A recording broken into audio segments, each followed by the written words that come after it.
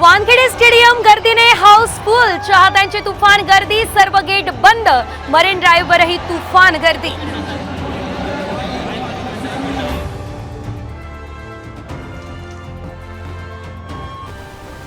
थोड्याच वेळात team India मुंबईमध्ये होणार दाखल, ओपन बसमधून काढणार रॅली, वानखेडे स्टेडियमवर जय्यत तयारी.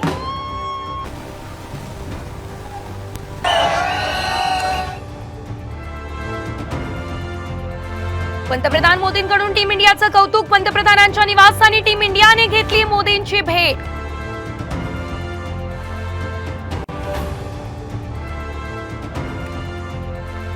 खेळाडूंसाठी गुजरातवरूनच बस का आणली, बेस्टची बस नव्हती का, आदित्य ठाकरेंचा सरकारला सवाल, गुजरातच्या बसवरून विरोधक नाराज.